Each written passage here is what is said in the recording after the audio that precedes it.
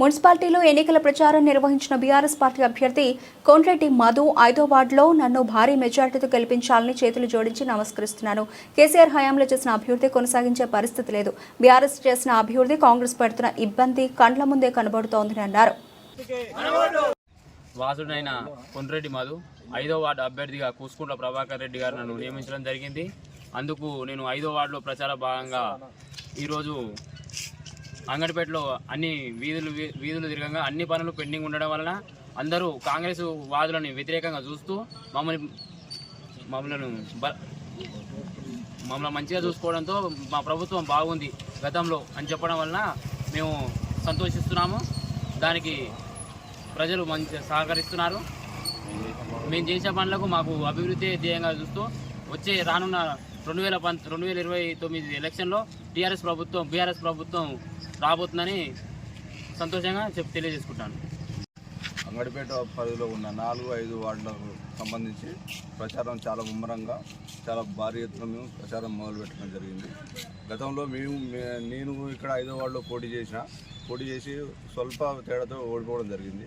తర్వాత వాళ్ళు కాంగ్రెస్ తరఫున గెలిచిన వార్డు సభ్యులు అంగడిపేటలో ఎలాంటి అభివృద్ధి కార్యక్రమాలు చేయలేదు.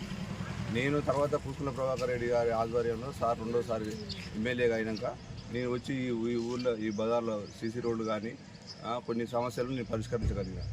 కానీ ఈసారి రిజర్వేషన్లో భాగంగా ఎస్టీ రిజర్వేషన్ అయింది 5వ వార్డు.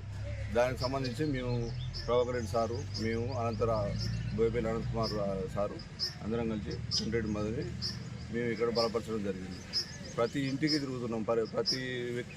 ప్రతి ఒక్కరూ గతంలో బీఆర్ఎస్ గవర్నమెంట్ ఉన్నప్పుడు కేసీఆర్ గారి పాలన, కూసుకుంట్ల ప్రభాకర్ రెడ్డి గారు చేసిన అభివృద్ధి పనులు అవే గుర్తొస్తున్నాయి తప్ప ఈ 2.5 ఏళ్ల నుంచి గత 5 ఏళ్ళ ముందు ఉన్న ఇక్కడ కాంగ్రెస్ ఎమ్మెల్యే కానీ ఇక్కడ ఎవరున్నా కానీ ఇక్కడ ఏం పనులు జరిగినాయి అనేది ప్రజలే వాళ్ళకి తెలుస్తుంది.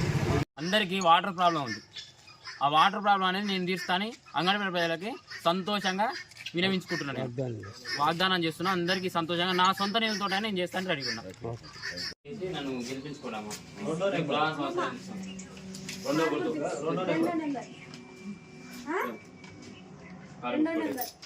పింఛన్ వస్తుందా? పింఛనే 2,000 వస్తున్నాయి. 4,000 వస్తున్నాయా? ఇస్తానేగా ఇచ్చిండా? ఇప్పుడు కేసీఆర్ గెలిస్తే మరి 4,000 ఇస్తాడు ఆయన. నా కొడుకు సామి నా కొడుకు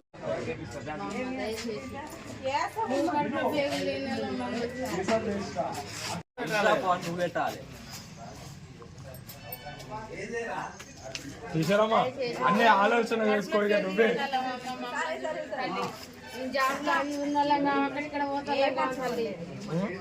టీచరమ్మా గుర్తుపెట్టుకో. ఇక నువ్వు ఎక్కువ చెప్పొద్దు. మీకు ఇక మీరు అభియానంతో ఎట్టేసి